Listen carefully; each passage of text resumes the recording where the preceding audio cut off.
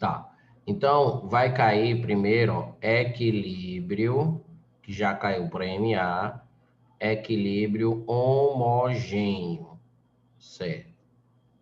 Então, o equilíbrio homogêneo, primeiro, é quando você tem todas as substâncias em equilíbrio na mesma fase, certo? As substâncias, elas estão em equilíbrio na mesma fase, ou seja, ou todo mundo um gás, ou todo mundo um estado líquido, tá? O equilíbrio, as condições para ocorrer, é que o equilíbrio ele só ocorre quando a reação se encontra em um sistema fechado, ou seja, não trocando matéria com o ambiente, ou seja, tem que estar no recipiente fechado, certo? Sem trocar matéria. E ela tem que ser uma reação reversível, certo? Então, para que você tenha um equilíbrio químico, a reação tem que ser reversível. Reversível é aquelas reações que ocorrem nos dois sentidos, tá? E, Daniel, o que é propriamente o equilíbrio? Então, propriamente o equilíbrio é quando você tem o seguinte. Então, propriamente o equilíbrio é assim, ó. Aqui é um exemplo, tá? Um exemplo de uma reação A mais 2B em equilíbrio com 3C. Então, essa reação aqui a gente chama de V1, que é a velocidade da reação direta. Essa velocidade aqui a gente chama de V2, é a velocidade da reação inversa. Então, a situação de equilíbrio vai ocorrer quando o V1 for igual ao V2, ou seja, o estado de equilíbrio é quando a velocidade, certo, de transformação em reagentes em produtos, que é a velocidade da reação direta, é igual à velocidade da reação inversa, que é a velocidade de transformação dos produtos em reagentes. Uma vez que a reação atinge o equilíbrio, certo? As quantidades de cada componente não vai mais variar, vão ficar constantes, tá? É um equilíbrio dinâmico, ou seja, onde os processos químicos continuam ocorrendo, ou seja, as reações continuam ocorrendo, tá? Mas a gente não vai ver nenhuma mudança na reação, ou seja, a gente não vai ver nenhuma mudança de aspecto, ou seja, para a gente vai parecer que a reação acabou, tá?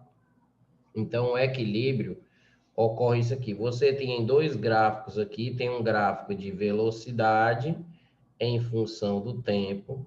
Então, você tem uma velocidade reduzindo e você tem outra velocidade aumentando. Então, o V1 diminui, o V2 aumenta, que é a velocidade de reação inversa, até eles atingirem o equilíbrio, que é o tempo em que eles atingem o equilíbrio, que é quando as velocidades são iguais.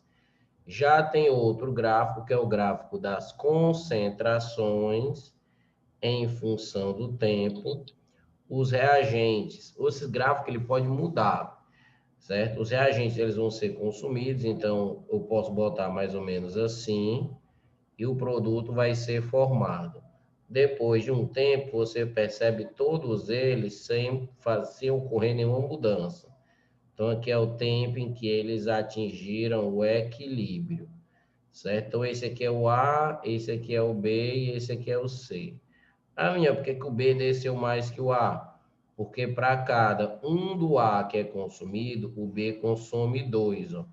Então, se eles partiram do mesmo canto, para cada um do A que desce, o B desce 2, então ele acaba descendo mais, certo? Para cada reação dessa, existem dois tipos de constante, certo? Então, existe o Kc. Kc é a constante de equilíbrio. Kc é a constante de equilíbrio utilizando as concentrações molares. Então, você utiliza a concentração molar, tá? Então, o Kc, ela é concentração dos produtos sobre a concentração dos reagentes, tá? Cada um é elevado aos seus coeficientes. Então, por exemplo, na nossa reação aqui, o produto é o C. Então, vai ser C ao cubo sobre o A Esses dados são dados que você tem que pegar no equilíbrio, tá? Então, você faz esse cálculo aqui no equilíbrio, o cálculo da constante de equilíbrio, tá? A constante de equilíbrio, como o próprio nome diz, ela é constante. Então, ela depende do quê? Ela só depende da reação, certo? Ou seja, ela depende dos coeficientes da reação,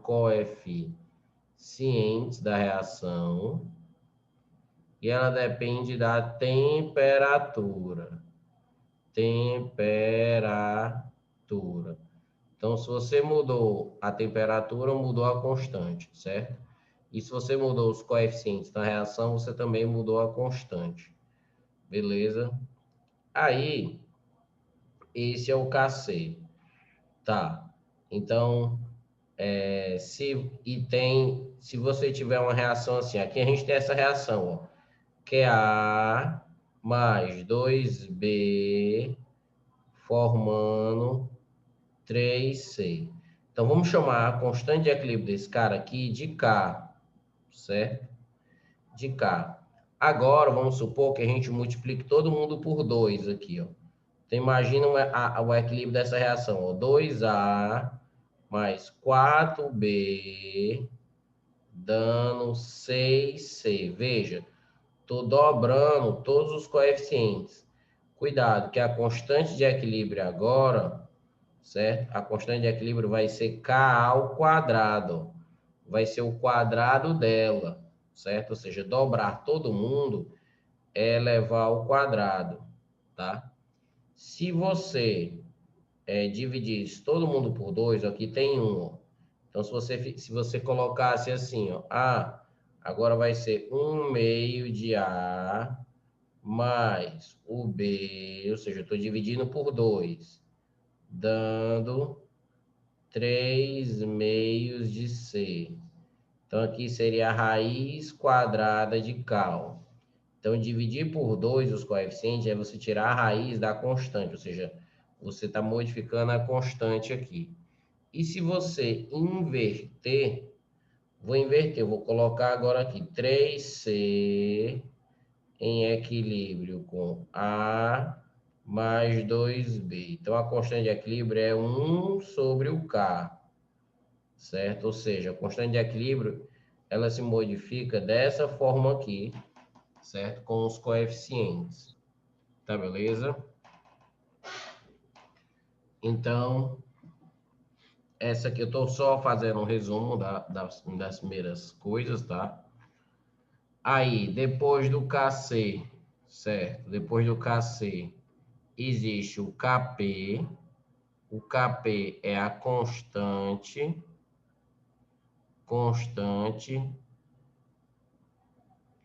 de equilíbrio,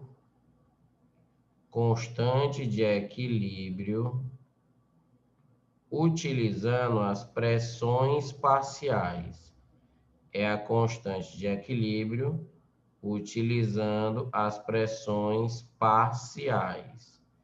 Então, Kp, a gente só pode medir o Kp em reações que contenham gases, certo? Só entra componentes gasosos, tá? Então, se eu tenho uma reação N2 mais 3H2, todo mundo no estado gasoso aqui. Mas se tiver só um no estado gasoso, já dá para calcular o Kp, tá?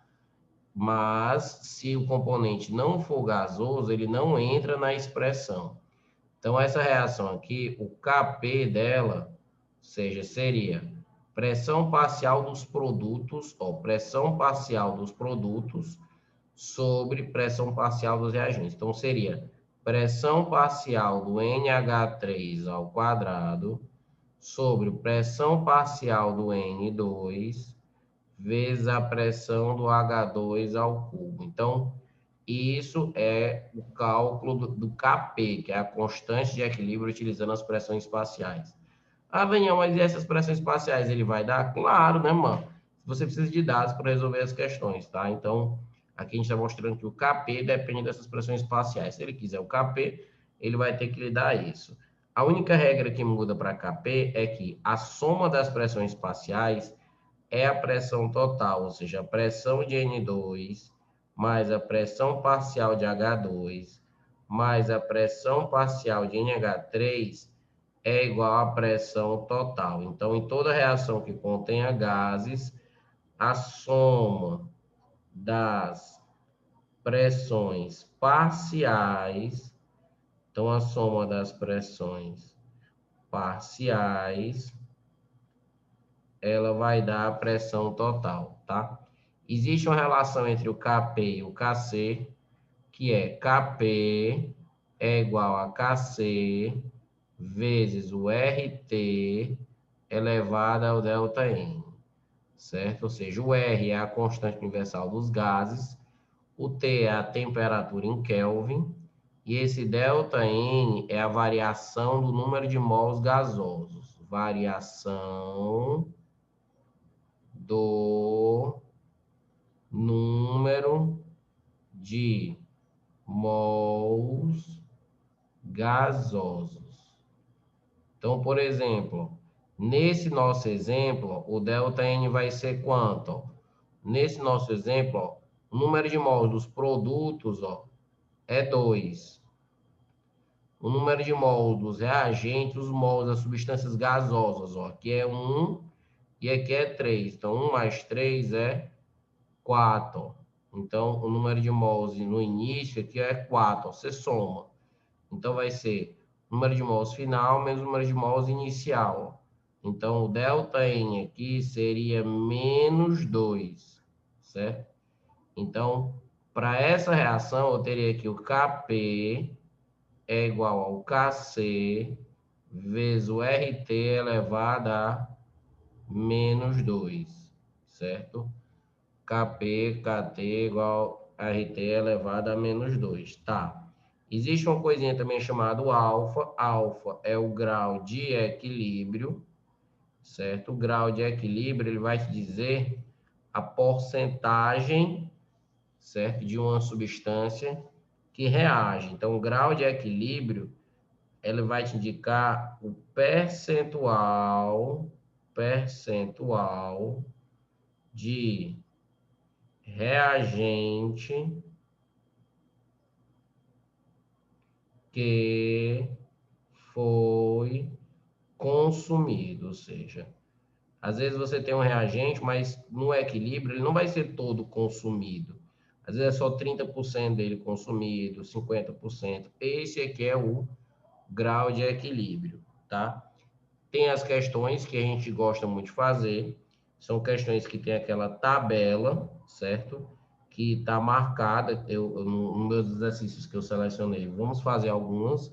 Então, a gente vai fazer aquela tabelazinha que vai ter aquela tabela que tem início, aí tem reage, forma, e tem os dados no equilíbrio, certo? Questões com aquela tabela são questões bem importantes, tá? Que a gente vai treinar, beleza? Aí, a gente aprende a parte do deslocamento de equilíbrio. Deslocamento de equilíbrio. Então, a gente aprende que quando a reação está em equilíbrio, existem algumas ações que podemos fazer para tirar esse equilíbrio, certo? E quando a gente tira esse equilíbrio, a reação ela fica deslocada. Então, vamos supor uma reaçãozinha dessa aqui, ou seja, eu gosto muito de usar esse exemplo. Então, vai ficar aqui, ó, 2NH3. Então, Daniel, quais são os fatores, né? O que é que a gente pode fazer? Esse deslocamento de equilíbrio é chamado de princípio de Le Chatelier. O que é que você pode fazer? Então, primeiro, se você adicionar, certo? Então, se você adicionar em um lado, o equilíbrio vai deslocar para o outro lado. Então, a adição em um lado, o equilíbrio, vou botar aqui, o equilíbrio se desloca para o outro lado. Então, se você adicionar um reagente, ele vai para o lado dos produtos, a reação. Se você adicionar um produto, ele vai para o lado dos reagentes. Então, a adição é assim, tá? Já se você remover, vai para o mesmo lado, ou seja, remoção em um lado, o equilíbrio se desloca para o lado onde a gente removeu, se desloca para o mesmo lado. Então, por exemplo, se eu tenho essa reação em aqui, ó, então dá só botar aqui alguns exemplos, ó, na nossa reação. Então, vamos supor que eu suponha, né? Vamos supor que eu adicione, certo? Que eu adicione N2 gasoso, certo? O que é que vai acontecer com o equilíbrio? Então, se eu adicionei um reagente, ó, ele vai deslocar para a direita. Então, a gente diz que ela vai deslocar no sentido de formação dos reagentes, dos produtos, ó. Deslocar para a direita, ou seja, vai favorecer o V1, né? No lugar do V2, ou seja, favorece a reação indireta. Então, se você adiciona N2, ó, a concentração de NH3 vai aumentar, porque ele é um produto, então vai ser deslocado para o lado de lá, e o pobre do H2, a concentração dele vai diminuir, porque ele vai ter que ser consumido para que essa reação vá para a direita, tá? Agora, remover, vamos supor agora que eu removo, ó, eu faço a remoção, ou seja, eu retiro, faço a retirada do hidrogênio gasoso. Eu retiro um pouco de hidrogênio. O que é que vai acontecer? Se você retira em um lado, o equilíbrio é deslocado para aquele lado, ou seja, agora o equilíbrio vai ser deslocado para a esquerda, certo? Então, vai ser deslocado para a esquerda, e aí o N2 que está lá vai aumentar, e agora o NH3 que está do outro lado vai diminuir, certo? Então, a gente analisa dessa forma. Outra coisa, toda reação ela tem um ΔH. Então, vamos supor que o ΔH dessa reação, ela seja, por exemplo, de 85, certo? Vou botar aqui não, porque esse diabo aqui não ocupou o espaço. Então, vou botar aqui embaixo aqui, ó, ΔH 85 kJ. O que significa um ΔH de 85? Que a reação ela é endotérmica. Então, beleza, essa reação é endotérmica. O que significa reação ser endotérmica? Que o sentido direto é endo, o sentido direto. E o sentido inverso, ela é exo. Isso é o que significa uma reação ser endotérmica. Então, ó, a gente se liga nisso aqui, ó. O aumento da temperatura,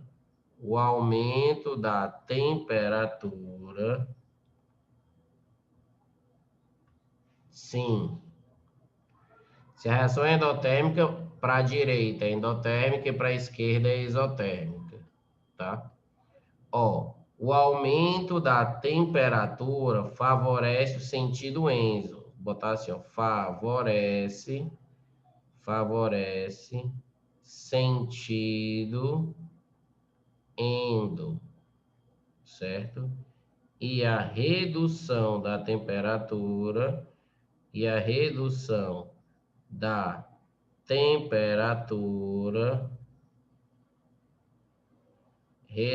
da temperatura favorece o exo. Favorece sentido exo, certo? Sentido exo. Então, com temperatura é assim que a gente pensa, certo? A temperatura é a única dessas mudanças que altera a constante de equilíbrio, tá? Essas outras coisas, quando eu adiciono ou removo, não altera a constante. Só a mudança da temperatura aqui que vai alterar a constante, tá? Então, nesse nosso exemplo aqui, se de repente eu aumentar a temperatura, ó, aumento da temperatura. Eu vou deslocar para que lado? Ora, qual é o sentido endo? Porque aumentar a temperatura vai no sentido endo. O sentido endo é para a direita. E por que o sentido endo é para a direita? Porque eu estou dizendo que o ΔH dessa reação é positivo. Quando o ΔH é positivo, é endotérmica reação. E quando ele te dá um ΔH de uma reação, ele está falando do sentido direto, que é o sentido de transformação dos reagentes para os produtos, que é endo. E se a ida é endo, a volta que é exo, tá? Então, no nosso exemplo aqui, aumentou a temperatura, foi para a direita, que é o sentido endo. Beleza, então. Aí, também temos a última coisinha, que é a pressão. Ou seja, se a gente aumenta a pressão, toda reação, tá, Carol? Ó, toda reação tem um ΔH. Tá, então preste só atenção. Toda reação tem um ΔH, tá? Nesse meu exemplo, o ΔH foi positivo. Então, o ΔH positivo é reação endotérmica e eu tenho dois sentidos de reações. Quando eu digo que é reação endotérmica é porque o sentido direto ele é endo e o inverso ele é exo, certo? O direto ele é endo e o inverso... Não, presta atenção. Aqui eu fiz um exemplo com uma reação que ela era endotérmica. E se não tiver dado o ΔH, não dá para você falar nada. Se não tiver dado o ΔH, não dá para você dizer se vai para a direita ou para a esquerda. Porém, se ele disser que o ΔH nesse meu exemplo é positivo, então a reação ela é endotérmica. Então, o sentido reagente-produto vai ser endo. E o sentido produto-reagente, que é o contrário, vai ser exo. Então, se eu aumentar a temperatura nesse meu exemplo, vai para a direita. E se eu reduzir a temperatura nesse meu exemplo, vai para a esquerda, desloca o equilíbrio para a esquerda. Se eu tivesse uma reação que fosse exotérmica, se liga, se eu tivesse uma reação que fosse exotérmica, então o sentido agora direto, que é reagente-produto, é que seria exo. E a volta, então, é que seria endo. E aí, se você aumentasse a temperatura, ia favorecer o endo, ia favorecer a esquerda. Se você reduzisse a temperatura, ia favorecer o exo, que favoreceria a direita. Então, para saber se quando você aumenta a temperatura, se vai para a direita ou para a esquerda, você tem que analisar, olhar o ΔH da reação e colocar aqui os sentidos endo e o sentido exo, certo? Isso aqui é que é sempre, ó. Sempre que aumenta a temperatura, vai favorecer o sentido endo. Sempre que você reduz a temperatura, vai favorecer o sentido exo. Falta você saber na sua reação qual é o sentido endo e qual é o sentido exo. Que é por isso que eu estou tentando mostrar aqui. Quando o cara te dá o ΔH de uma reação, este ΔH, sendo endo ou exo, não importa, ele vai ser da reação direta, ou seja, da transformação reagente-produto, da setinha que está para a direita. E a setinha que está para a esquerda é o contrário dele, ó, certo? É sempre desse jeito.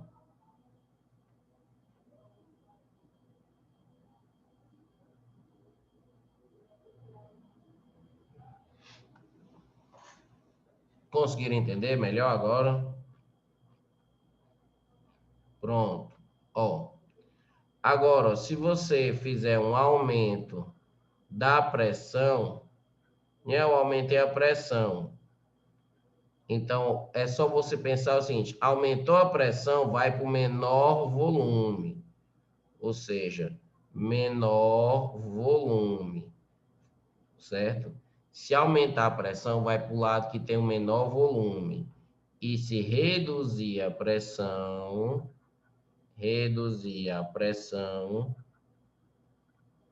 vai para o lado de maior volume.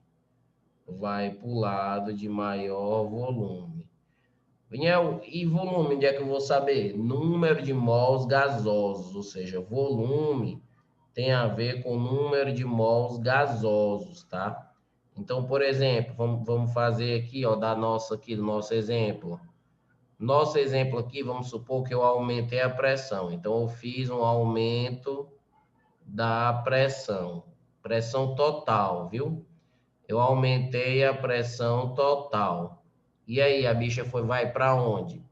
Ó, como é que eu vou analisar? Vamos olhar o número de mols, ó. Ou seja, nesse lado aqui, ó, do lado dos reagentes, eu tenho 4 mols gasosos, ó. No lado dos produtos, eu tenho 2 mols gasosos. Ou seja, qual é o lado que tem maior volume? É esse cara, ó, 4 mols gasosos ocupa mais espaço do que 2 mols gasosos, tá? Então, se você aumentar a pressão, você desloca no sentido de menor volume. Menor volume não está desse lado aqui. Então, nesse meu exemplo, ao aumentar a pressão, eu estou deslocando para a direita, certo? No meu exemplo, como o menor volume está do lado direito, então, se eu aumentar a pressão, eu vou para a direita, que é para o lado de menor volume. E o contrário, ou seja, nesse meu exemplo, se eu reduzisse a pressão, eu iria para a esquerda, que é o sentido de maior volume, tá? Daniel, e se de repente os dois fossem iguais? Por exemplo, se você tivesse uma reação assim, 2HCl gasoso dando H2 gasoso mais Cl2 gasoso. Então, nessa reação, ó, a pressão ela não desloca o equilíbrio. Veja que o número de mols gasoso no início é a mesma quantidade do número de mols gasosos no final. Então, nesse tipo de questão, nesse tipo de reação, em que a soma dos coeficientes dos reagentes é igual à soma dos coeficientes, né, dos produtos, ou seja, não há variação de volume, a pressão, então, nessa reação aqui, ela não influencia, ou seja, ela não consegue deslocar o equilíbrio, tá? Mas nos outros ela consegue, beleza? E se eu adicionar um catalisador? A ação de um catalisador. Lembra o que é catalisador ainda? Bem, é do capítulo anterior de cinética. Catalisador é uma substância que faz as reações ficarem mais rápidas, certo? Porém, quando uma reação está em equilíbrio, a adição de um catalisador não modifica o equilíbrio. Então, ele não altera o equilíbrio, ou seja, ele não vai deslocar o equilíbrio nem para a direita, nem para a esquerda. Então, a ação de um catalisador não desloca o equilíbrio, tá? Se um catalisador ele é introduzido no início de um experimento, o equilíbrio para se chegar vai demorar menos tempo, ou seja, o catalisador ele faz com que o equilíbrio seja atingido em menos tempo, ou seja, de uma forma mais rápida. Porém, o que a gente está avaliando aqui é se a reação já está em equilíbrio e você adicionar um catalisador não vai modificar em nada aquele equilíbrio, tá? Então, você tem diversas coisas podendo influenciar no deslocamento de equilíbrio, tá? Continuando, a gente termina e vai para a parte de equilíbrio iônico. Equilíbrio, certo? Iônico. Então, equilíbrio iônico são as reações em que aparecem íons, certo? Reações em que aparecem íons em destaque para dissociação de ácidos, ionização de ácidos e dissociação de bases. Então, se você tem uma reação HCN e se separa em H+, mais CN-. Quando aparecem esses íons, os íons eles ficam aquosos. E o cara ele fica líquido assim. Aí, essa constante de equilíbrio, por envolver íons, a gente não costuma chamar de Kc, a gente costuma chamar de Ka, e como é um ácido, é Ka. Então, Ka vai ser a mesma coisa do Kc, só que agora envolve íons. Então, vai ser concentração dos produtos sobre a concentração dos reagentes, tá? Então, o Ka é a constante de equilíbrio, é a constante de acidez, constante de acidez, certo? É a constante de equilíbrio para ácidos. E aí a gente tem a regrinha que quanto maior o Ka, mais forte o ácido, certo? Quanto mais forte, a mesma merda acontece com as bases, certo? Então, as bases, elas também, quando elas estão em solução aquosa, elas também produzem íons, certo? E eu posso calcular, fazer esses íons, eles entram em equilíbrio. Eu posso calcular o KB. KB é a constante de basicidade, então é a constante de basicidade. Então vai ser concentração de Na, concentração de OH-, e embaixo dividido pela concentração de NOH.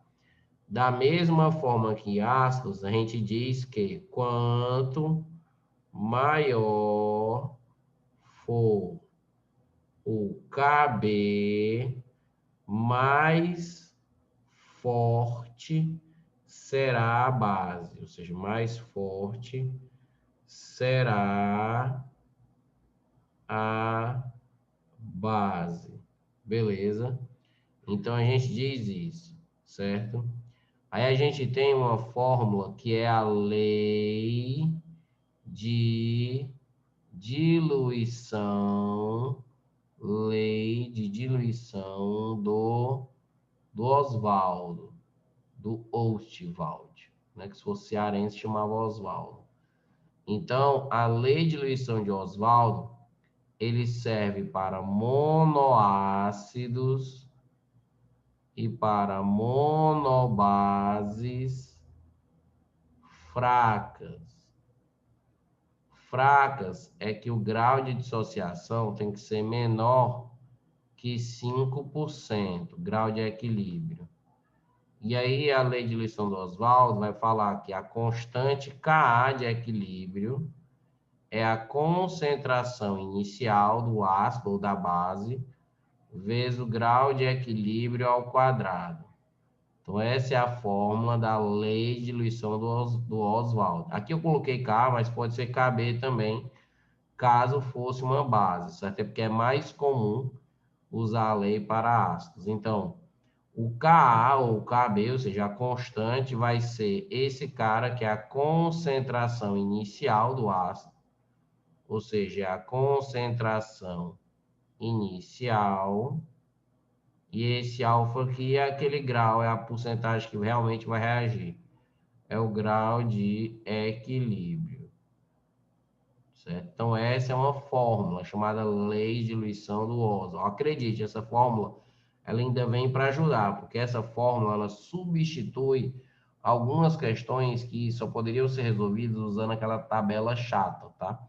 Mas aqui a gente consegue, só usando essa lei de diluição do Oswald, com fazer alguma das coisas, beleza? E aí, eu vou ter o efeito do íon comum e o efeito do íon não comum, tá? Então, se você tiver de repente, ó, então de repente eu tenho assim,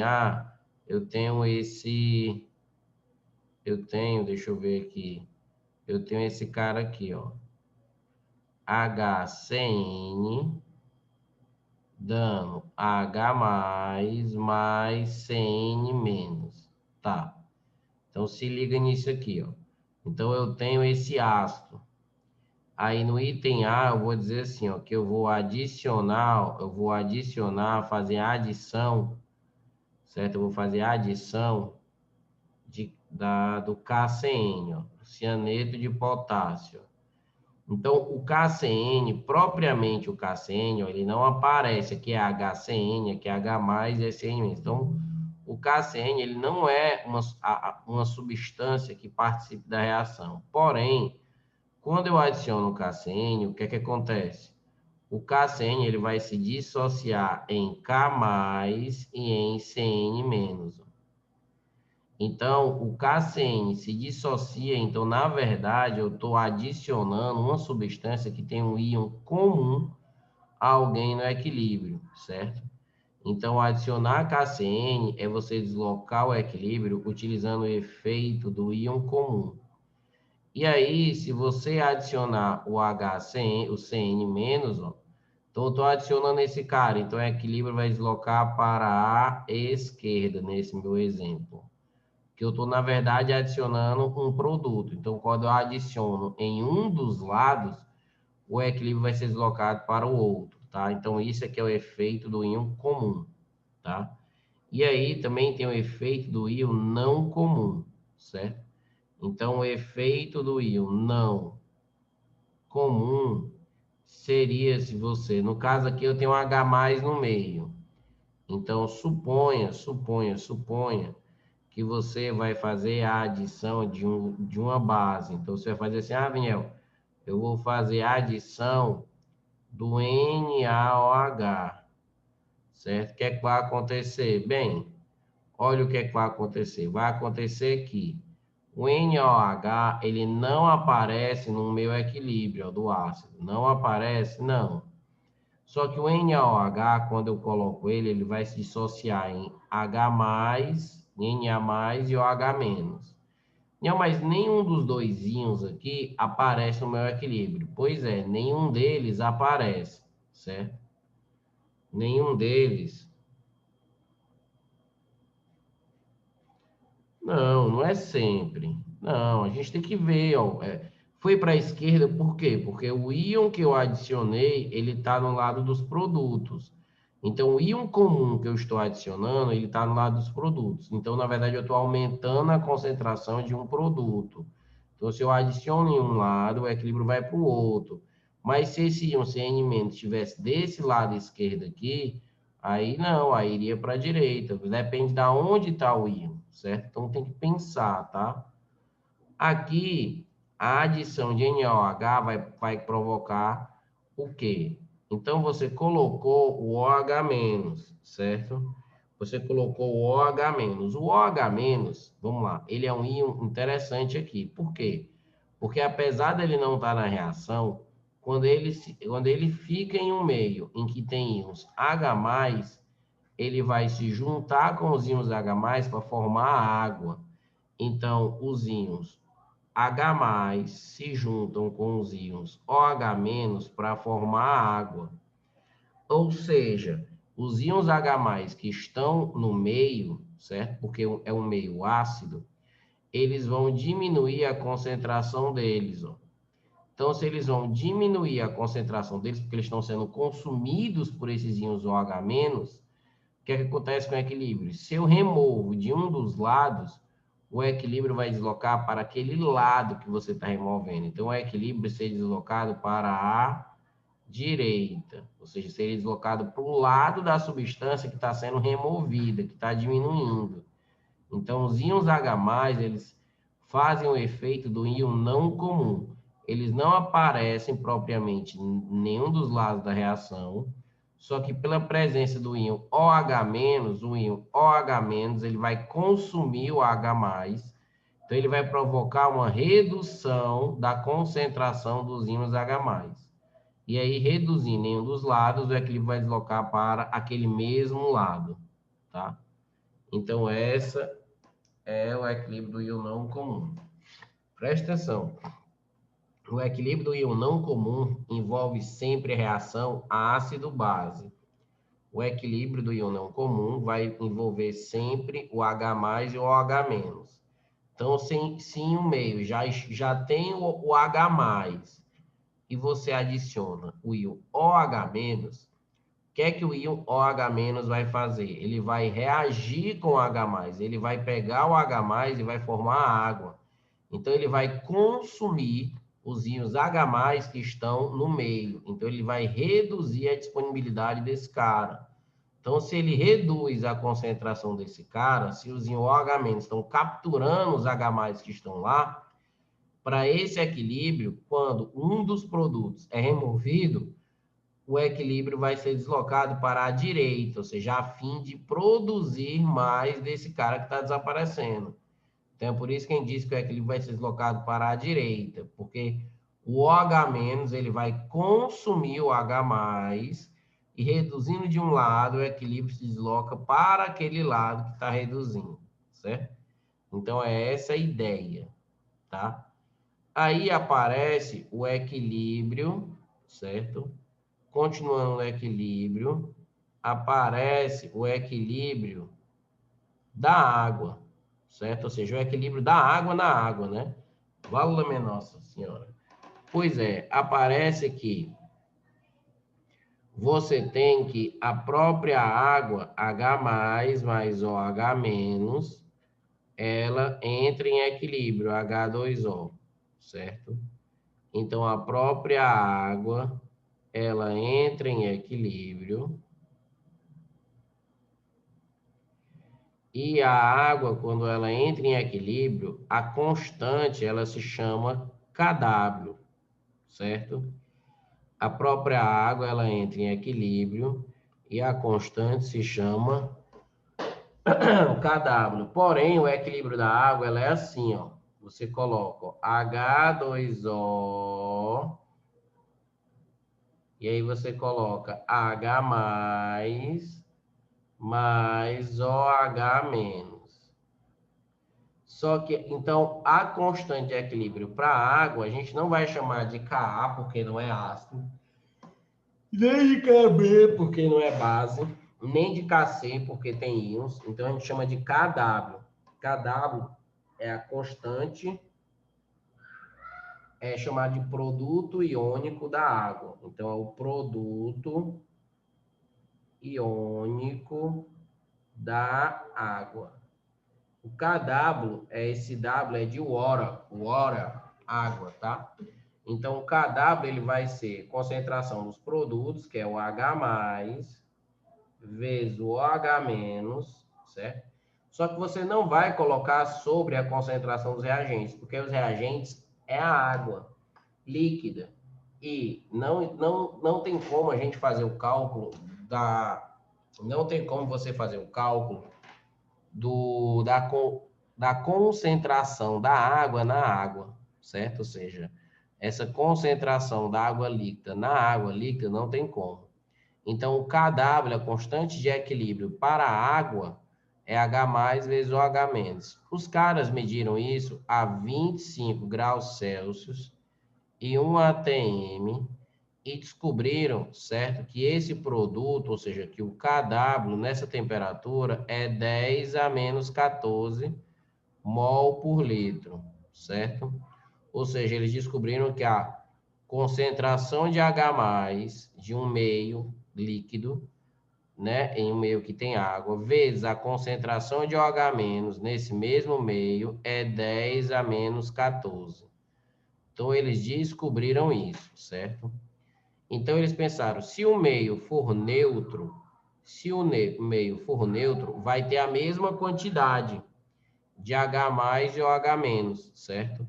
Então, se o meio for neutro, a concentração de H+ vai ser igual à concentração de OH-, e se é igual, essas concentrações vai ficar 10 a menos 7 ó, mol por litro, que ó, é a raiz disso aqui, né? Ó? Ou seja, se esse cara for 10 a menos 7, esse cara for 10 a menos 7, se você multiplicar 10 a menos 7 vezes 10 a menos 7, vai dar 10 a menos 14.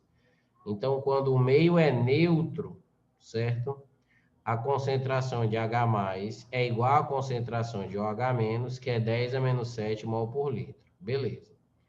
Agora, se um meio ele é ácido, certo? O que é que acontece?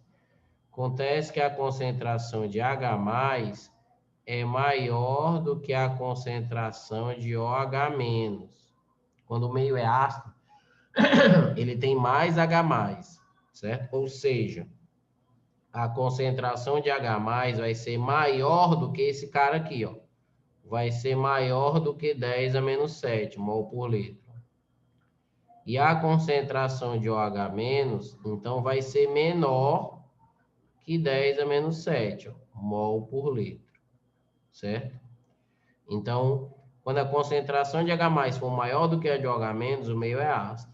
E aí, no meio ácido, a concentração de H+ é maior que isso, e a concentração de OH- é menor que isso, certo? Beleza. E se o meio for básico, aí a concentração de H+, ela é menor do que a concentração de OH-.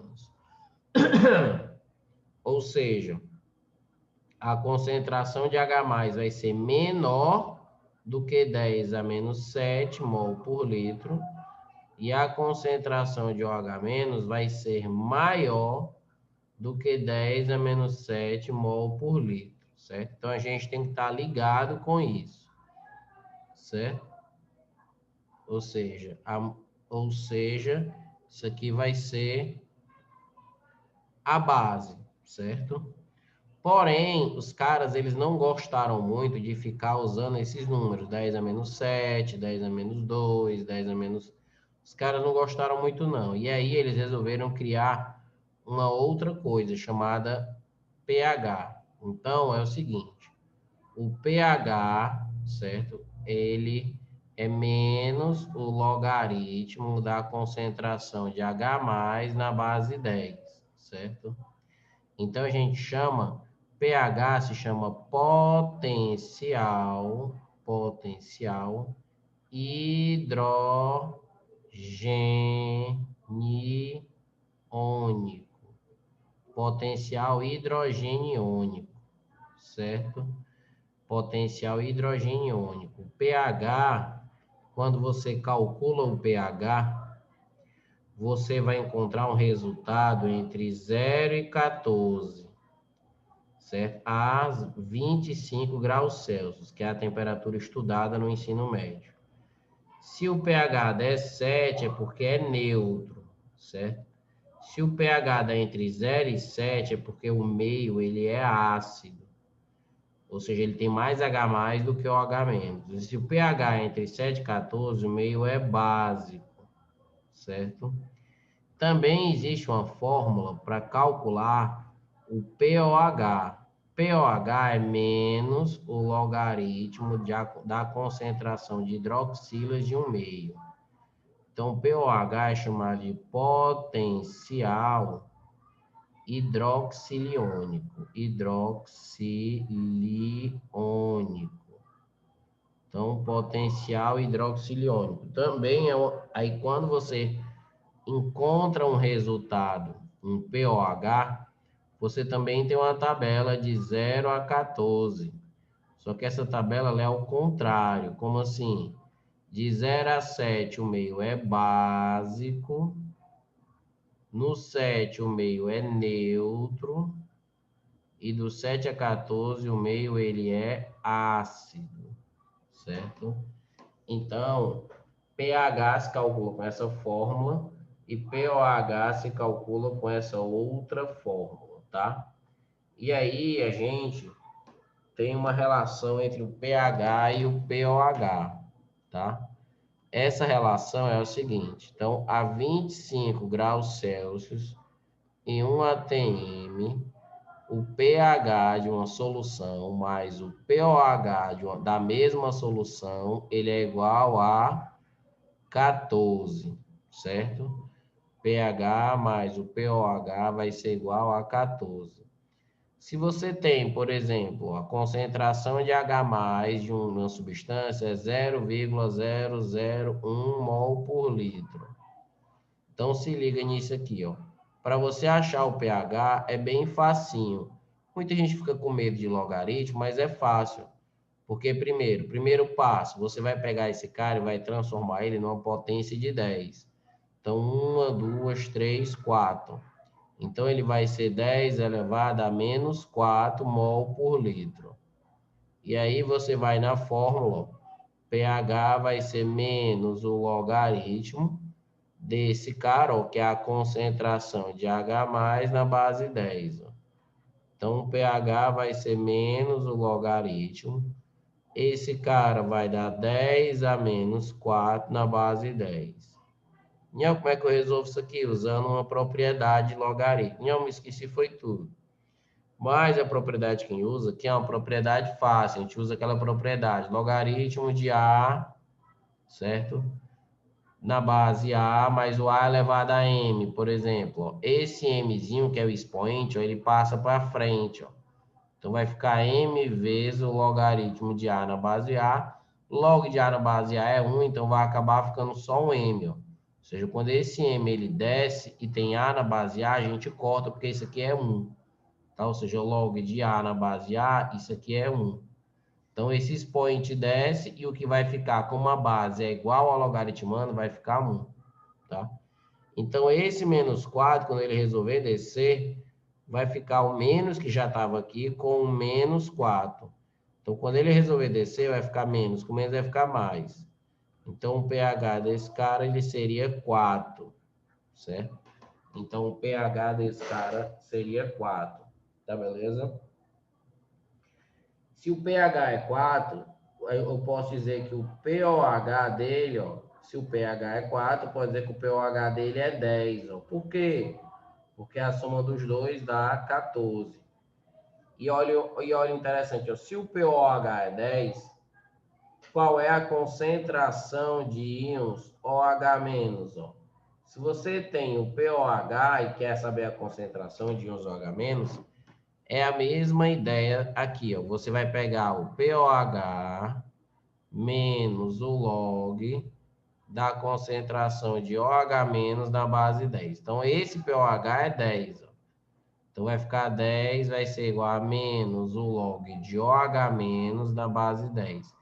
Esse sinal vem para cá, então vai ficar menos 10, vai ser log de OH- na base 10. Ó, então, eu botei primeiro esse sinal negativo para o lado de lá. Estou substituindo o pOH por 10. E aí o menos foi para o lado de lá. Aí agora eu vou usar aquela definição de logaritmo, que é o quê?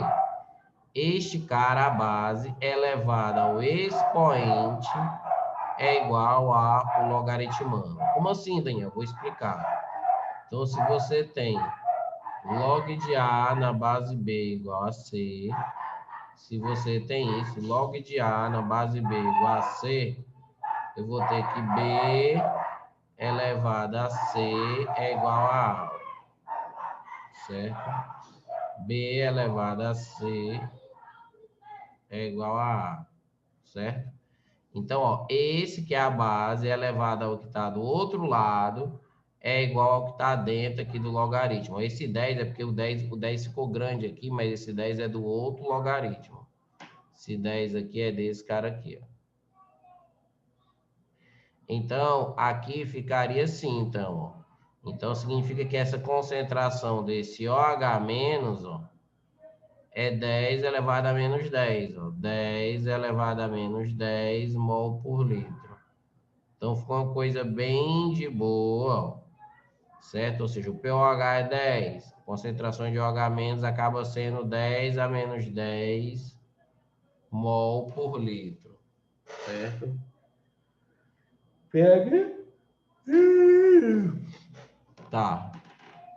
Aí, a gente também aprende uma coisinha que é uma relação muito importante. Qual é a relação? Seguinte, imagina que eu tenha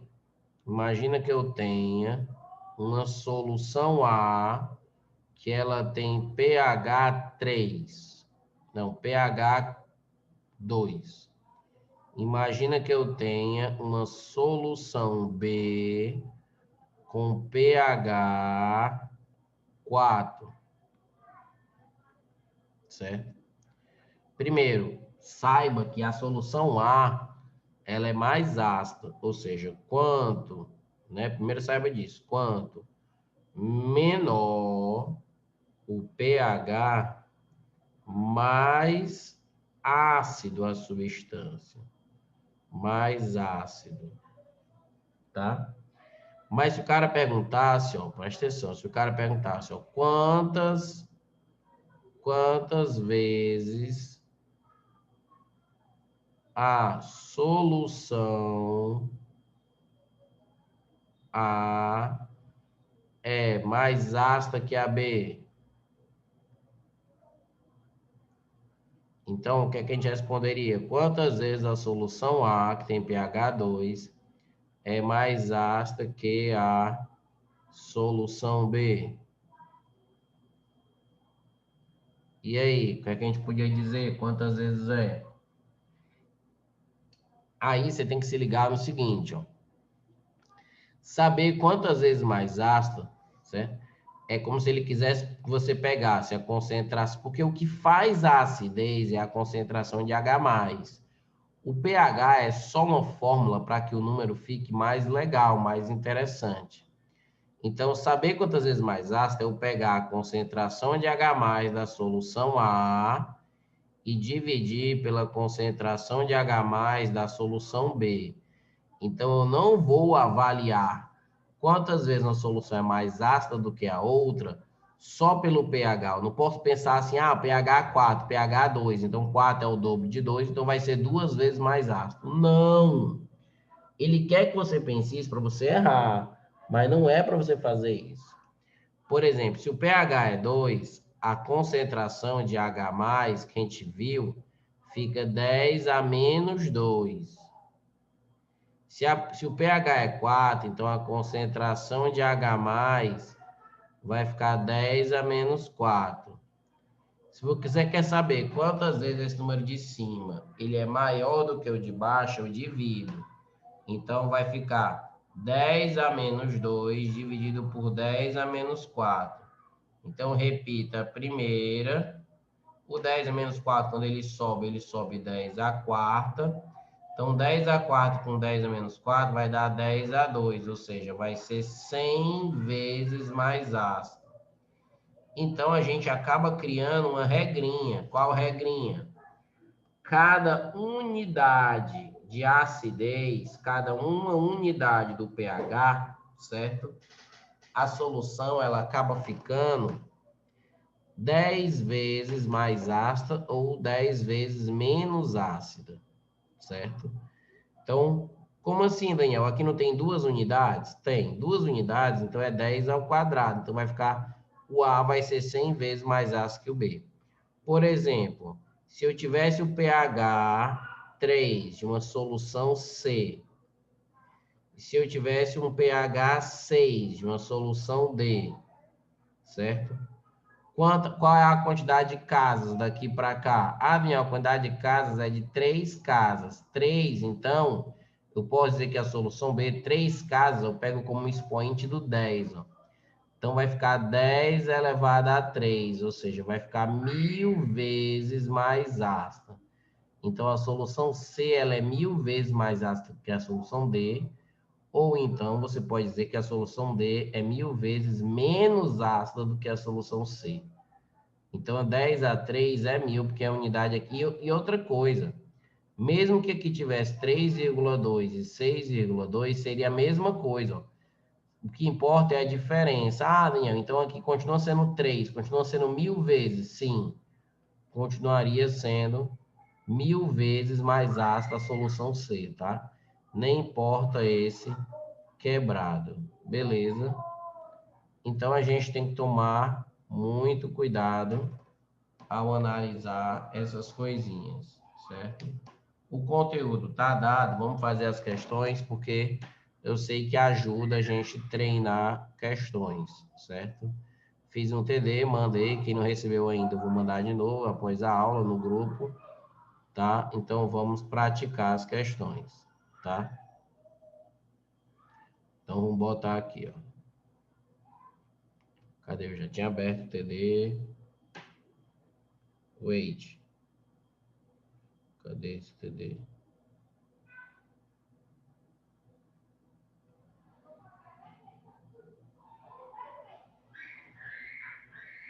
Pera, tô procurando TD aqui. O diabo desse TD. Aqui.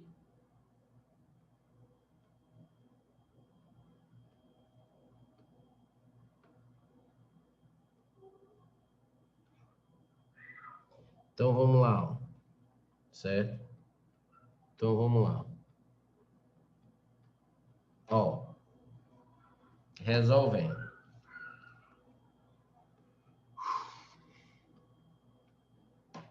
Os estudos pioneiros sobre equilíbrio químico, efetivados por Claude Berthollet, 1748 a 1822, forneceram subsídios para a otimização de certos processos de interesse da indústria química, tais como a esterificação, a síntese do amoníaco, etc. Sobre reações reversíveis e equilíbrio químico, depreende-se que a. No equilíbrio químico, as concentrações de reagentes e produtos se mantêm constantes. B. No equilíbrio químico, as cores dos reagentes e produtos podem ser alteradas. Não, né? No equilíbrio químico, as cores já não vão ser mais alteradas. No momento do equilíbrio, as reações direta e inversa deixam de acontecer. Falso. As reações direta e inversa, elas elas continuam a ocorrer, certo? Ou seja, é um equilíbrio dinâmico, certo? Então, não é que para. Ao contrário do inibidor, o catalisador aumenta apenas a velocidade de reação direta. Falso. O catalisador, ele influencia os dois sentidos de uma reação reversível, ou seja, se uma reação ela funciona, reagente, ela tem esses dois sentidos, né? Reagente, produto, produto, reagente. Adicionar um catalisador é aumentar a velocidade dos dois lados. No equilíbrio químico, as propriedades microscópicas permanecem constantes. As macroscópicas permanecem constantes. As microscópicas continuam em evolução, ou seja, continua tendo as reações e tal, certo? Então, aqui também está errado. Então, a resposta certa é item A. Depois que uma reação atinge o equilíbrio, no equilíbrio, as concentrações de reagentes e produtos não se modificarão, ou seja, elas vão se manter constantes, porque já foi atingido o equilíbrio. Então, a resposta dessa é item A de alvéolo pulmonar, certo? Aí, vamos para a next. A next, ela é assim. Então, a next, ela é assim. A figura ao lado representa, sobre o ponto de vista cinético, a evolução de uma reação química hipotética, na qual o reagente A se transforma no produto B, tá? Das curvas 1, 2, 3 e 4, duas dizem respeito à reação catalisada e duas à reação não catalisada. Relacionados os dados apresentados no gráfico, pode-se inferir que essa questão parece de cinética, só de catalisador. Mas, enfim, o que importa é o seguinte, ó. O 2 e o 3, certo? Perceba que o 1 e o 2, o 1 ele já chegou no equilíbrio primeiro. Ele já chegou nessa quantidade aqui, que é o final, primeiro do que o 2. O 2 demorou mais. Ó. Então, o catalisado é 1, que é o mais rápido. Pode ser que essa questão não caia na prova, porque ela é basicamente de catalisador. Mas, já que a gente está aqui, né, vamos fazer. E o 4, ele também chegou mais rápido. Ele já chegou logo à concentração final.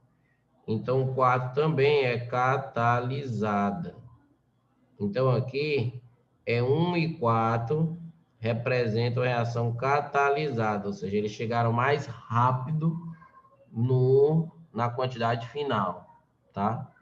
Mas essa questão, eu acho que ela me pegou, porque eu achei que ela era de bicha, de equilíbrio, mas não é não.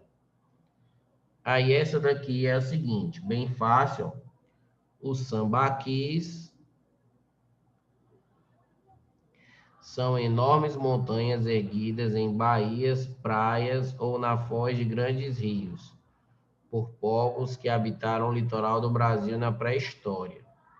Eles são formados principalmente por cascas de molusco. a própria origem tupi da palavra, sambaqui significa amontoado de conchas. Mas essas elevações também contêm ossos de mamíferos, equipamentos primitivos de pesca e até objetos de arte. Um verdadeiro arquivo para isso. Serve para nada isso aqui. No sambaquis, o composto químico predominante é o carbonato de cálcio, que é esse cara aqui, ó. O gráfico que representa a reação de decomposição do carbonato de cálcio desde o início até atingir o equilíbrio, ó. Perceba que ele dá V1, reação direta, V2, a inversa. E perceba também que os gráficos que ele está te dando são gráficos, ó, de velocidade em função do tempo. Então, se é gráfico de velocidade em função do tempo, a gente vai dizer que o V1 ele começou elevado e depois reduziu, e o V2 começou baixo e depois se igualou. Então, a gente vai falar da opção D, ó. O V1 ele desceu, o V2 ele aumentou, e em determinado ponto chegaram a ficar iguais. Quando as reações elas ficam igual, é porque elas entrarem em equilíbrio, ó, no gráfico de velocidade em função do tempo, certo? Então, sua alternativa é D, como todos já sabem, D de denho, tá? Aí vamos fazer uma questãozinha agora, duas questõezinhas daquelas de tabela, tá? Que geralmente é o que a galera mais odeia, tá? Mas não é tão difícil. Vamos ver aqui, vamos fazer duas aqui para vocês verem. Ó, ele diz assim, num recipiente, vou até dar uma, deixa eu ver se dá uma aumentada aqui, fica melhor, 125. Ó, seguinte, então eles assim, ó, num recipiente de volume constante igual a 1 litro, então o volume ele é 1 litro. Inicialmente evacuado, foi introduzido 1 mol de pentacloreto de fósforo gasoso e puro. Então, ou seja, o cara está dizendo que no início ele colocou apenas 1 mol desse cara. Certo? Colocou nada aqui, não colocou nada aqui. O recipiente foi mantido a 250 graus Celsius. E no equilíbrio final, ó, no final já, foi verificada a existência de 0,60 mol de gás cloro. Então, eu coloco início, coloco RF, que é o que a gente vai chamar de reage e forma, e coloco os dados no equilíbrio. Então, ele está dizendo para a gente que no equilíbrio teve a ocorrência de 0,60 mols do gás cloro, certo? 0,60 mol do gás cloro. E aí ele quer identifique o valor que contém aproximadamente o valor do Kc. Beleza. Olha o que a gente faz. Ó, esse cara é 0, ó, 1, 0, 0. Ou seja, o cara colocou um desse cara, não tinha nada aqui, não tinha nada aqui. Certo? Aqui vai ser consumido um certo tanto, que você não sabe ainda. E desse cara vai ser formado um tanto, que você não sabe ainda, e vai ser formado um tanto desse aqui. Ou seja, nessa etapa, os reagentes, eles são consumidos, ou seja, eu vou subtrair alguma coisa aqui desse cara, e os produtos vão ser formados. Ok. Só que, para esse cara, por Cl2, não tinha nada no início. Vai ser formado uma certa quantia. E no equilíbrio, ele está dizendo que tem 0,60. Ou seja, se tem 0,60 no equilíbrio, é porque na hora de formar o Cl2, formaram quanto do Cl2? 0,60. Porque se não tinha nada no início e no final ele tem 0,60, é porque ele foi formado, foi produzido dele 0,60. Como a reação é de 1 para 1 para 1, se foi formado 0,60 desse, para esse também é formado 0,60. Então, esse mais é porque são produtos que estão sendo produzidos, certo? Mas é 1 para 1 para 1. Então, se para formar 0,60 desse, 0,60 desse, esse aqui, ó, também tem que perder 0,60. Então, vai ficar menos 0,60. Então, no equilíbrio vai ficar... O que é que vai ficar no equilíbrio? Aqui tinha 1 menos 0,60, vai ficar 0,40. Aqui não tinha nada. E agora tem 0,60, vai ficar 0,4, vai ficar 0,60. Não tinha nada. Veja, aqui eu subtraio, ó, porque é o lado dos reagentes, certo? Ou seja, o lado dos reagentes, esse cara ele vai reagir, ele vai consumir do 1, tá? E esse cara aqui está sendo formado. Então, aqui fica 0,60. Aí, aqui são os dados em mol, tá? Para a gente poder jogar na constante de equilíbrio, você vai ter que pegar cada um deles e vai dividir pelo volume, ó. A sorte da gente é que o volume é 1 litro. Então, eu vou dividir esse cara por 1 litro, vou dividir esse cara por 1 litro e vou dividir esse cara por 1 litro. Certo? Ou seja, a concentração do PCl5 vai ser 0,40 mol por litro. A concentração do PCl3 vai ser 0,60 mol por litro. E a concentração do Cl2 vai ser 0,60 mol por litro. Então, como eu já tenho os 3 dados no equilíbrio, aí eu vou fazer a constante agora. Então, a constante vai ser, ó, Kc vai ser igual ao produto, que é o Cl2 vezes o PCl3, ó.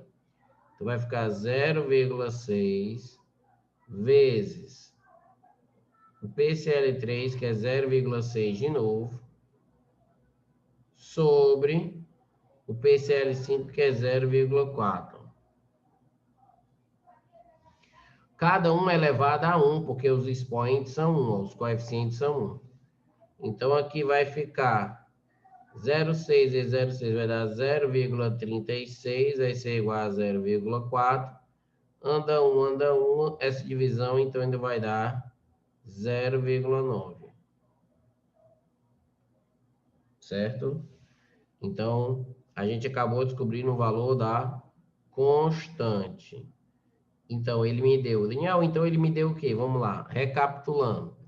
Ele me deu os dados no início desse problema, ou seja, ele disse que no início o recipiente era de 1 litro, foi evacuado, ó, inicialmente vazio, o cara colocou só esse bicho aqui, ó, que é o pentacloreto, não tinha nada e nada. E aí ele dava uma pista de como ficou o final do equilíbrio, ou seja, ele te disse que no final do equilíbrio ele tinha 0,60 mol litro, certo, do Cl2, ó, ele disse isso. Então, com essa informação, eu fui tentando montar um pouquinho do resto, certo? Ou seja, se não tinha nada e foi formado 0,60, é porque foi realmente produzido 0,60. Aí eu analisei cada caso aqui, certo? Fazendo essas subtrações. A próxima também é sobre isso, tá? A próxima também é sobre isso. Então, espero que na próxima... Porque é 1 litro, tá?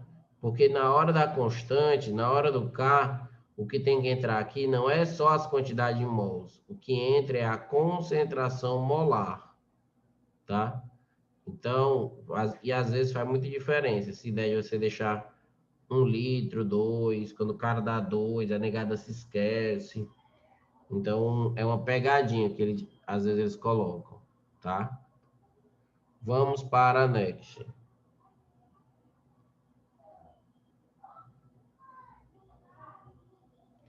Tem, porque a fórmula da constante é a fórmula de concentração. Ou seja, a constante é você pegar os dados no equilíbrio, ó, do PCl3 vezes o Cl2 sobre... o que está dentro desse colchete aí é volume, ó. Então, tem que pegar o número de mols e dividir pelo volume, certo? Ou seja, sempre tem que dividir pelo volume. Agora é porque muitas vezes o volume, ele vai colocar um volume padrão, 1 litro e tal, aí vai parecer pra gente que a gente não divide pelo volume. Tá? Beleza. Aí vem para a próxima.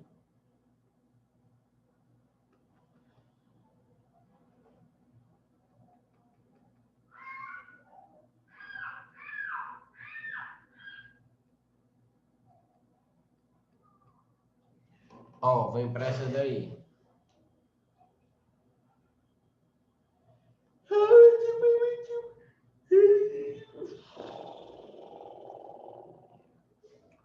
Ó, vamos lá.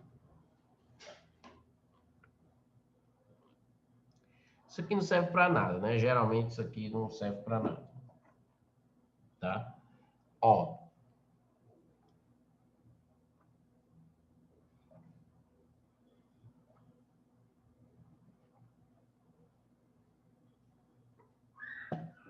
Ó. Ele deu, o que importa vai ser daqui, ó. Numa experiência em laboratório, colocaram-se 2 mols do CO e 2 mols de H2 num recipiente vazio de 1 litro. Ó, quando o volume é 1 litro, a gente até comemora, porque é bem mais de boa, né? Em condições semelhantes às do processo industrial, foi alcançado o equilíbrio. Determine a constante de equilíbrio químico quando a concentração do fulano for igual a fulano.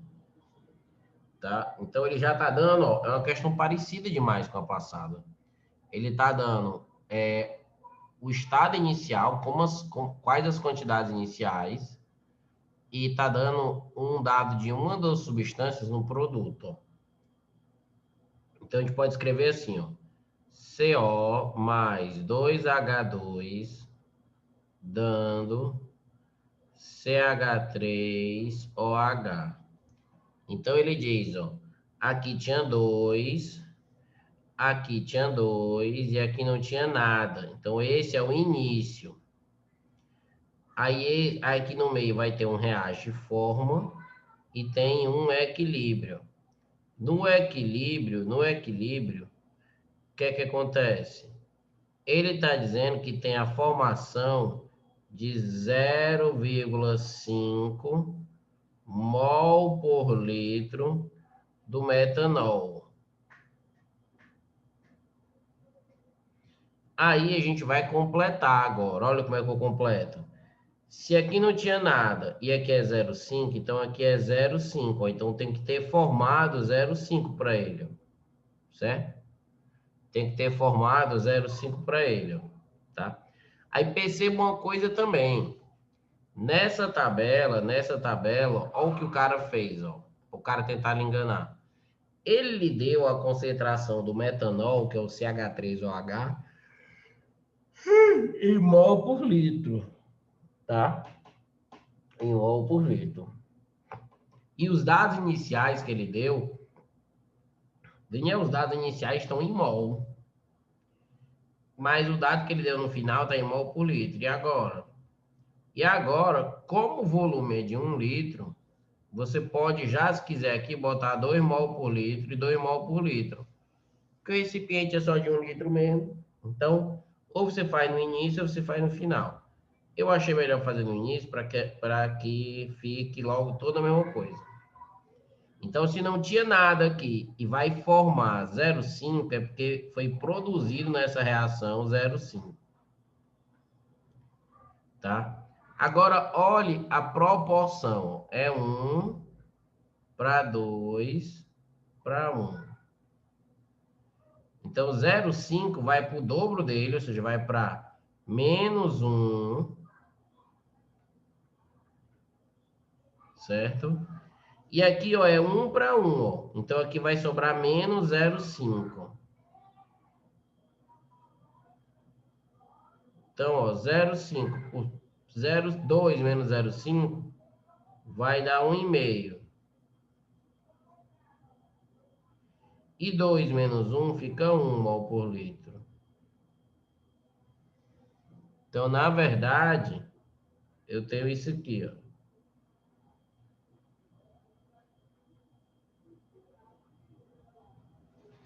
Esses são os dados no equilíbrio, certo? Então, lembra, ele está me dando já um produto. Aí, esse produto, como não tinha nada no início, é porque ele vai ser formado essa mesma quantia. E se eu sei uma quantia que vai ser formada, dá para descobrir mais ou menos, dá para descobrir quem dos outros reagiu, ou seja, para formar um, tem que ter consumido 2 desse cara, então eu coloco menos 1. Para formar 2, eu tenho que ter consumido 1 desse cara. Então, desse jeito, a gente vai descobrindo esses números aqui, tá? Beleza? Eu vou passar essa 10 aqui. Essa 10 ela é difícil, certo? Ela caiu na prova da MED faz uns 2 anos. Depois o pessoal da MED aí tenta quebrar a cabeça um pouquinho.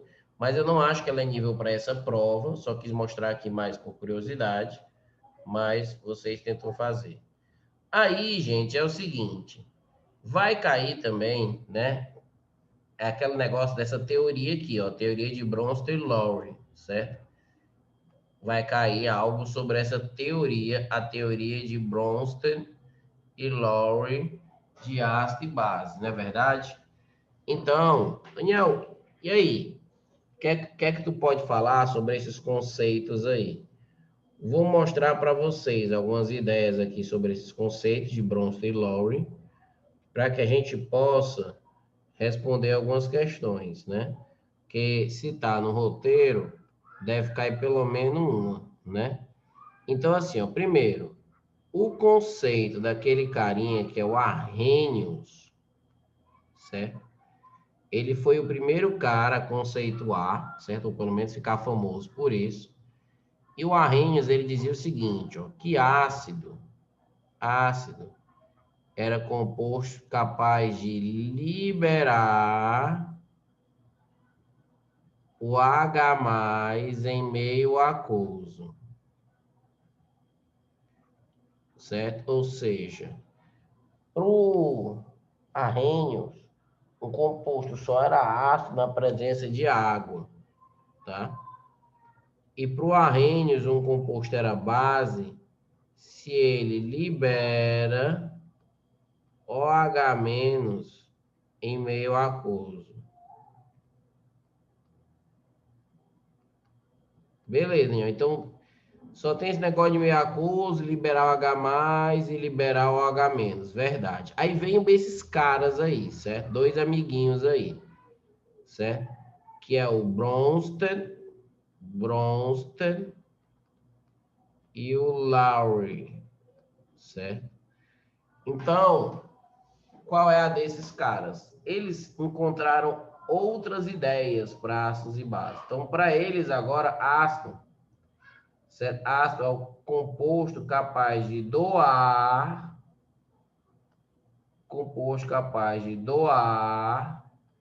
H+. Então, quando um composto é capaz de doar H+, ele é um ácido, certo? E base de Bronsted Lowry é um composto capaz de receber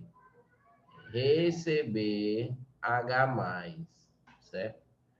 Então, isso, acredite-se não, já foi uma ampliação e uma coisa importante para os conceitos de acidez, tá? Uma coisa importante para os conceitos de acidez, certo? Daniel, dê algum exemplo aí, darei-vos.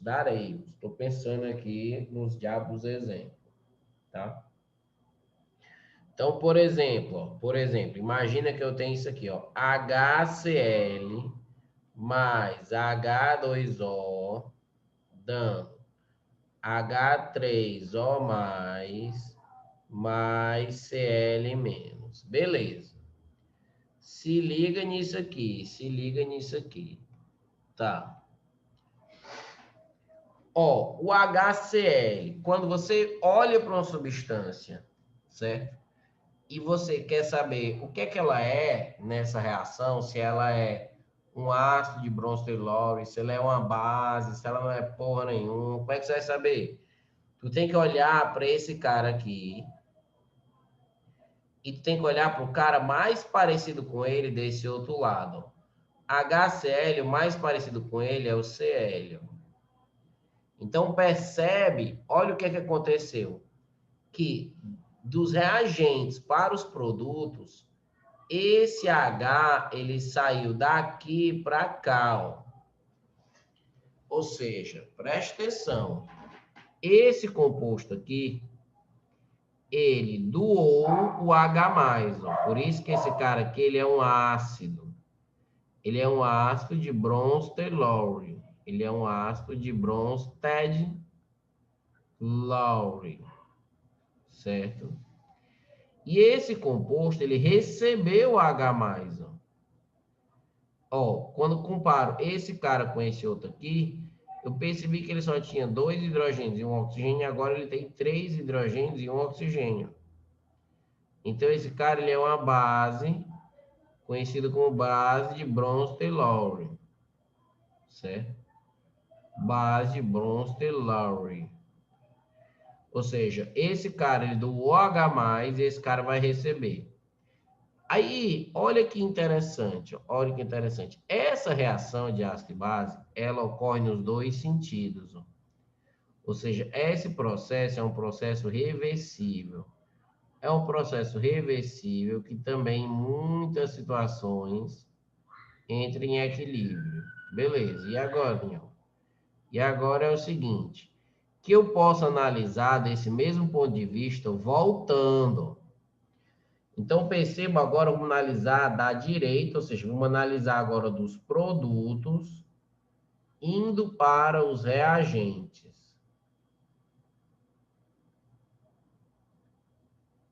Então, olhe para cá. Esse cara, o H3O+, ele vai passar daqui para cá, ó. Aqui ele tem 3 hidrogênios, ó. Aqui ele tem 2. Então, um hidrogênio daqui migrou para cá, ó. Então, agora é o H3O+, que está fazendo o papel de ácido. Porque é ele que tem todos os hidrogênios e é ele que decidiu depois, né, doar o H+, ó.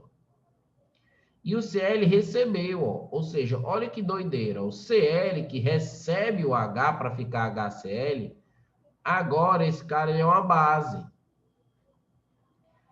Como esse cara ele está no lado dos produtos, ele é chamado de base conjugada. E o H3O+, que é o cara que está doando o H+, ele é chamado de ácido conjugado. E aí, é muito comum nessas provas eles te pedirem o par ácido-base conjugado. Então, por exemplo, esse cara aqui, ó, ele é um ácido e esse cara aqui é uma base. Eles formam um par ácido-base conjugado. Esse e esse cara aqui, ó. O Cl- e o HCl. Quando eu tenho dois caras que formam um par ácido-base conjugado, é porque eles só podem se diferir de uma substânciazinha, do hidrogênio, certo? Ó, HCl e Cl, a única diferença entre dois compostos que são pares de ácido e base conjugados é o H. Ó. Daqui para cá a diferença é o H. Daqui para cá a diferença é o H. Certo? Então, em geral, só com essas ideias de receber o H+, quando você vai classificar, você presta atenção o que vai acontecer para aquele cara, para que ele vá para o outro lado, ou seja, se ele vai doar o H que ele tem, ou se ele é capaz de receber um H+, que vai vir no meio, tá? Daniel, a água, nessa reação, ela funciona como uma base, beleza. Em outras reações, a água pode funcionar como um ácido? Pode. Ou seja, essas coisas, esses conceitos de ácido base, de Bronsted-Lowry, não são conceitos fixos, depende de cada caso. Certo? Nessa reação aí, a nossa água, ela está fazendo o papel de uma base, é uma base de Bronsted-Lowry, certo? Porém, pode aparecer a água como um ácido. Inclusive, eu acho que eu botei nos exercícios, tá? Então, vamos voltar para os exercícios, só para a gente poder fazer aquelas lá. Ó. Então, ó, primeiro, eu peguei 3 questões, eu acho. Foi para dar uma relaxada, ó. Então, vem aqui, ó. Para a reação tal, ó, ele deu, ó, esse cara mais esse cara mais esse. Quais as espécies que podem ser consideradas bases segundo o conceito de Bronsted-Lowry? Então, o que é uma base nesse conceito de Bronsted-Lowry? Não é uma base que me disse que eram os compostos que são capazes de receber o H+. Sim. Então, ó, olha para essa espéciezinha aqui, ó. Ela tá menos. O hidrogênio vai sair daqui para cá, ó. Então, essa espéciezinha aqui, ela vai fazer o papel de base, ó. Porque o hidrogênio, então, ela vai acabar de receber o H+, certo? E aqui, o que vai acontecer? O H vai sair daqui agora para cá, ó. Então, agora a espécie que vai receber é essa, ó. Então, esse cara é ele que vai ser uma base, ó. Então, as espécies que vão ser uma base vai ser o F- e o CH3CO-. Então, o item vai ser D de dênio, certo? Então, a gente analisa quem está dando o H e quem está recebendo o H. Aí, vamos lá para outra, ó. Essa aqui. Na reação entre o hidreto metálico e a amônia líquida, representada pela equação abaixo, são bases de Bronsted-Lowry. Ou seja, ele quer novamente que você analise quem são as bases. Olha, sai vasculhando. Ó. Você olha assim, vixe, Daniel, aqui tinha H-. E aqui tem H2. O que significa? Ora, significa que um hidrogênio daqui, ó, foi para cá, ó. Aqui era NH3 e agora ficou NH2, então um hidrogênio desse cara veio para cá. Então, como esse cara ele recebeu o hidrogênio, esse cara aqui ele é um... Quem recebe é uma base, né? Ó. Então, esse cara é uma base, ó. E o NH3 que está doando o H, ele é um ácido. Esse cara agora aqui, ó, ele vai... O H agora vem daqui para cá. Então, esse cara aqui, ele é uma base. E esse cara aqui é um ácido. Certo? Beleza. Ó, A10 agora, A10. A10. Vamos dar uma olhada aqui na 10. Eu vou esperar só essa questão vocês fazerem, que ela é bem facinha. Então, qual o gabarito da 10?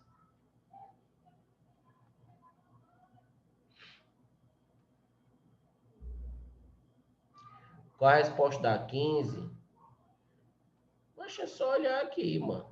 Então, a base é o H- e a base é esse cara. Então, é H- e NH2-. Ó. É H- e NH2-. Então, é D de dênio a 15. A 15 é D de dênio. Certo? Desculpa aí, Carol. Ó, vamos dar uma olhada agora aqui nessa 10, ó. Eu quero que vocês me digam.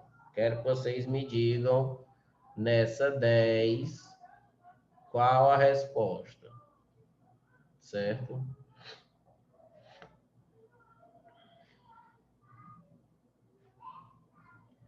Marina já disse que achava que era B.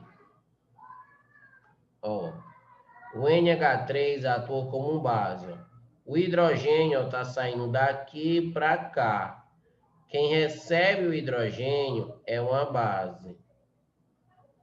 Quem doa o hidrogênio é um ácido. Agora, voltando a esse cara que vai ser o ácido. E esse cara aqui ele vai ser a base. Porque o hidrogênio agora aqui nesse segundo plano, ele sai daqui para cá. Ó. Beleza? Beleza. Então, ó, esse aqui é uma base, ó. Ok.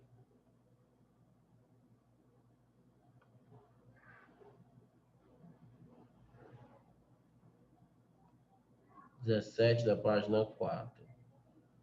Terminar essa página aqui. Ó, aí aqui é o seguinte, ó. É muito comum ter uma questão no cálculo, o cara dá o Ka de vários ácidos, certo? Ka é aquela constante de acidez.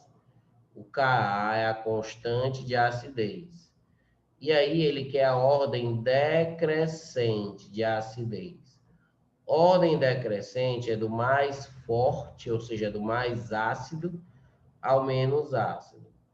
A constante de acidez é aquela coisa, quem for maior constante é maior ácido, tem maior caráter acidez. Então a gente analisa desses números e tenta se perguntar o seguinte, qual desses caras aqui, eu sei que a qualidade não está muito boa não, mas qual desses caras aqui ele vai ser o ácido mais forte?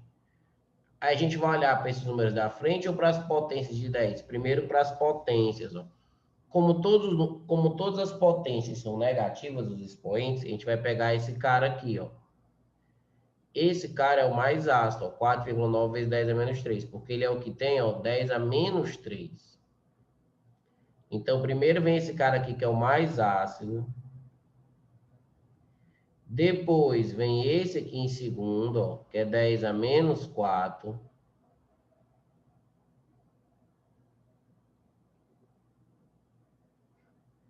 Aí depois vem esse que é 10 a menos 5.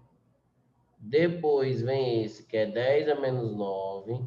E por último vem esse cara que é 10, ou seja, aí tem A. Então, na hora de avaliar a força de um ácido, se você tiver as constantes de acidez, quanto maior as constantes de acidez, maior vai ser a força do ácido, ou seja, mais forte é o ácido. Tá, beleza? Mais forte é o ácido. Vamos fazer, ó, essa 7 aqui, ó. Certo? Então, essa 7, ó. Ó. Então, ele diz assim, ó. Uma solução de ácido acético, aí ele deu esse 0,2. O que é isso? É a concentração. 0,2 mol por litro de ácido. Ok. Foi preparado em um laboratório. Considere que o grau de ionização desse ácido é de 0,5%, ou seja, ele está dando o grau de ionização, 0,5%. O pH dessa solução ele quer o pH dessa solução, certo? Ele quer o pH dessa solução. Então, como é que a gente vai fazer uma questão como essa? Primeiro, ó, esse ácido aqui, ó, é o ácido acético, que você tem que conhecer o ácido acético, certo? O ácido etanóico. Ele é assim, ó, CH3COH. Esse cara se separa em CH3CO- mais H+, ó, certo? Aí o cara tá dando que ele tem 0,2 mol por litro. Certo? Sim, a gente tem, certo? A gente tem, no conceito lá, quem doa H+ é ácido, quem recebe H+ é base. E a gente vai ter que descobrir a concentração de H+, ó. Então, esse cara é 0,2. Mas esse cara ele não vai reagir completamente, certo? Isso aqui é o início. Ele não vai reagir completamente. Qual é o percentual, qual a porcentagem desse cara que vai reagir? É o grau de equilíbrio. Então, você vai calcular, ó, você vai fazer o seguinte, você vai ter que calcular 0,5% de 0,2, ou seja, vai ser 0,5 sobre 100 vezes o 0,2, tá? Então, 0,5 vezes 0,2, 2 vezes 5 vai dar 10. Então, vai ficar 0,1, porque tem duas casas decimal, sobre 100. 0,1 sobre 100, 100 é 10 ao quadrado, 0,1 é 10 a menos 1, então aqui vai ficar 10 a menos 3, certo? Vai ficar 10 a menos 3, ó. Tá, ó, fazendo essa contazinha aqui. Beleza? Esse M é para dizer que é mol por litro. Ou seja, se liga nisso aqui, ó. Então, esse cara, ele vai reagir 10 a menos 3 mol por litro. Então, como a proporção é de 1 para 1 para 1, se é 10 a menos 3 que ele vai reagir, então vai formar desse lado aqui, ó, 10 a terceira, e vai formar desse lado aqui 10 a terceira, certo? Então, como não tinha nada e vai formar 10 a terceira, vai ficar aqui 10 a terceira mol por litro, ó, do ácido. Então, só me interessa isso, nem me interessa esse outro cara no equilíbrio, e não me interessa quanto é que vai ficar desse cara. Como ele quer saber o pH, eu tenho que descobrir apenas a concentração de H+, ó, certo?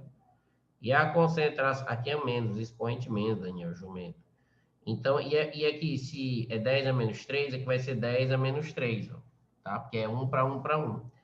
Então, eu tenho que pegar o pH em cima disso. Então, assim, se a concentração de H+, se liga, se a concentração de H+, é 10 a menos 3, o pH vai ser quanto? Vai ser 3, ó, certo? pH vai ser 3. Porque lembra que a fórmula é menos o logaritmo de a concentração de H+ na base 10. Ó.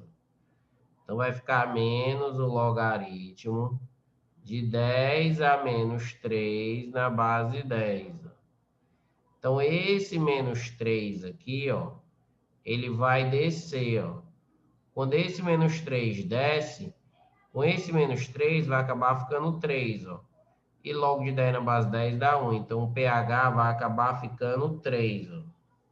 Certo? Então, o pH desse cara vai acabar ficando 3. Ok? Então, quando ele dá o grau de... Ele dá a concentração inicial, certo? Ele está dando o grau de ionização, ou seja, esse ácido vai se ionizar. E ele deu que o grau é só 0,5%, ou seja, dessa quantidade inicial, só 0,5% vai realmente reagir e produzir os íons H+, que são os íons necessários para eu calcular o pH desse meio, tá? Aí, deixa eu ver aqui para a gente fazer outra. Fazer a da 17, né, que fugiu? Página 4. Acho que era essa 17zinha aqui, né? Era? Sim. Vocês vão continuar resolvendo também esse TD. Esse TD é bom, tá? TD é bom. Ó, essa aqui também é de... Essa aqui também ela é de tabela, tá? Ela é de tabela. Então, ó, no recipiente capacidade 2 litros, ó, volume 2 litros, são colocados, ó, o cara vai colocar, ó, 8 mol desse nego e vai colocar 8 mol desse nego e 0 desse. Ó. Sabendo que o grau de equilíbrio é 75, calcule o Kc. Então, o que é grau de equilíbrio? É o percentual que vai reagir, tá? Então, se o cara colocou 8, eu vou reagir 75% de 8. Isso vai ser a quantidade de mols que vai ser consumido realmente. Então, se eu fizer isso, 8 vezes 75 vai ser 600 sobre 100, vai dar 6. Ó.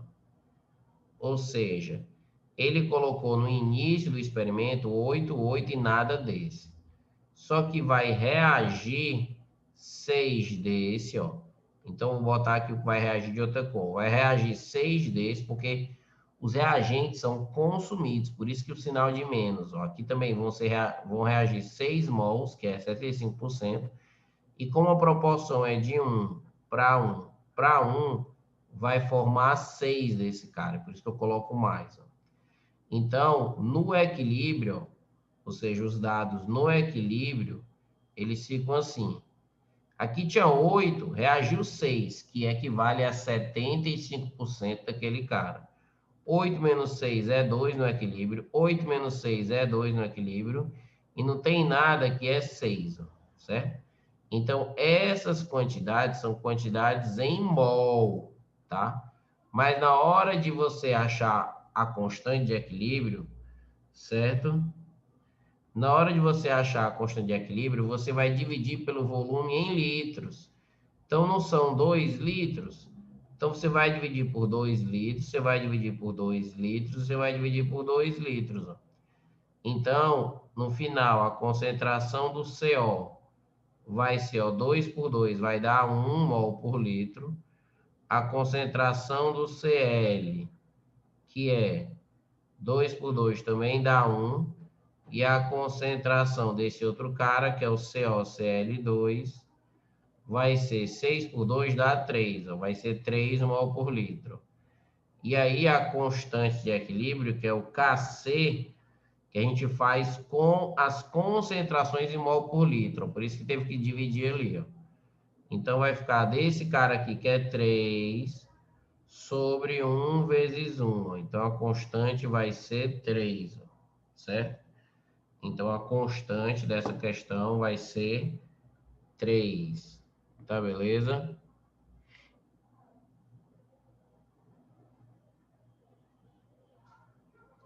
Então, gente, ó, continua os estudos aí, certo?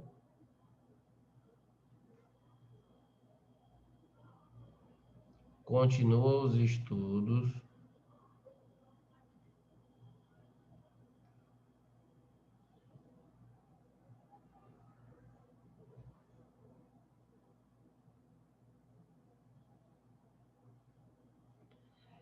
Boa prova amanhã. Se tiverem dúvida muito grande em alguma dessas questões, manda nesse grupo que foi criado para essas últimas aulas, que eu vejo se eu consigo ajudar, ou a gente se juntando para ajudar. Resolvam mais dessas questões, tá? Para poder ficar mais craque, beleza?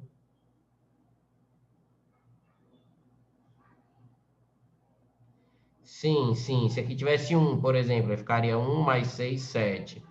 Sim, se aqui já tivesse alguma coisa, você já somaria com esse cara aqui e ficaria o final aqui 7. Geralmente não tem, certo? Só questões de nível bem mais alto que eles colocam já alguns números já, tá? Mas geralmente não tem não, tá? Então, bom domingo a todos aí, gente. E essa semana toda a gente se encontra. Eu falo o horário da aula de amanhã até hoje à noite. Eu me programo para mostrar, mandar para vocês aí o horário das aulas, tá? Abraço. Valeu, pessoal. Abraço.